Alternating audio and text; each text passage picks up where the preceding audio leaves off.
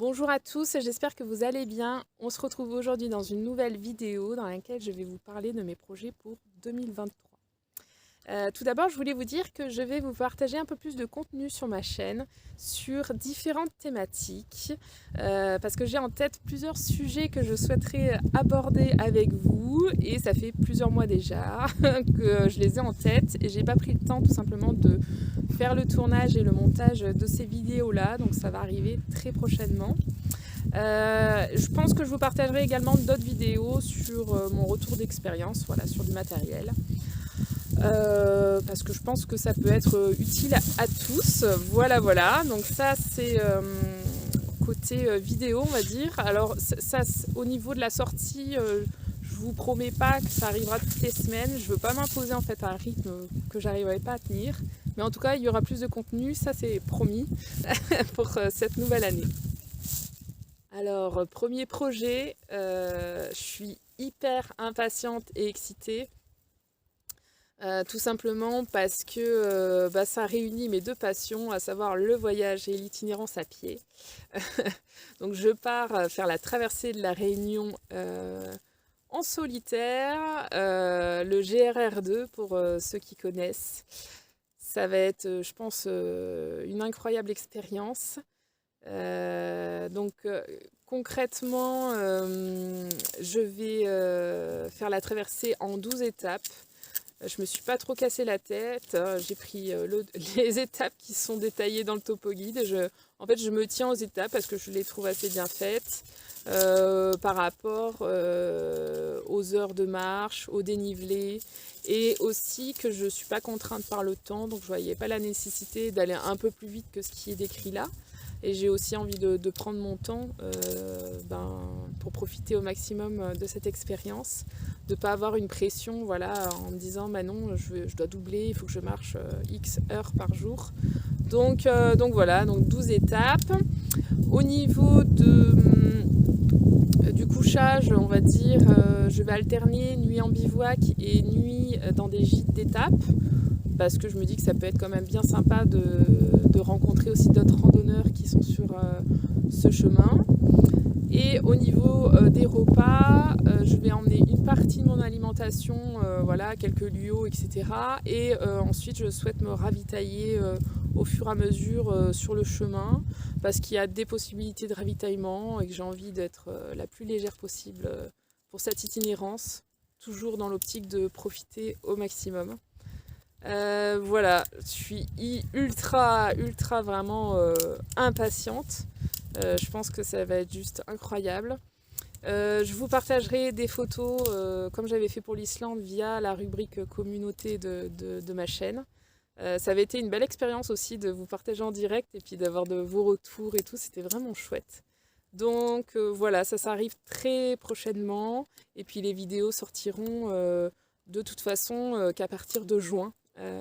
Voilà pour ce premier projet. J'espère que ça vous parlera et que ce partage vous fera voyager, peut-être vous donnera aussi envie de le faire et peut-être certains d'entre vous l'ont déjà fait, donc je serais intéressée de le savoir également en commentaire si c'est le cas, d'avoir un retour.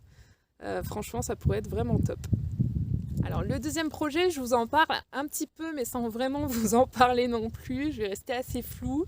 En fait c'est pas vraiment de l'itinérance, c'est un voyage mais avec de très belles randonnées je pense. Donc je vous en parlerai, je vous ferai certainement un retour en vidéo sous la forme d'un vlog voyage ou quelque chose comme ça.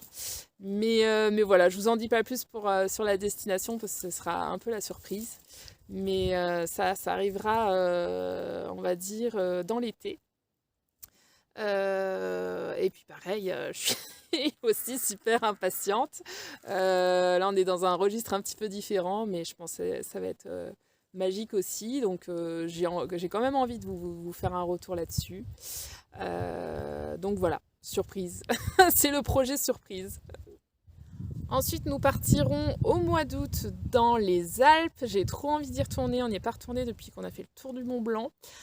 Tout simplement parce que je pars plus facilement dans les Pyrénées parce que j'ai moins de temps de route et aussi moins de frais pour y aller, même si j'adore les Pyrénées. Là, les Alpes m'appellent. Donc voilà, j'avais juste en tête, par exemple, le tour du Mont Tabor, mais je ne suis pas du tout arrêtée. Donc si vous avez des idées, n'hésitez pas à me mettre ça en commentaire. Voilà, sachant que je suis bien sûr avec Opaline, donc on ne peut pas aller partout. Mais voilà, une itinérance sur 6-7 jours.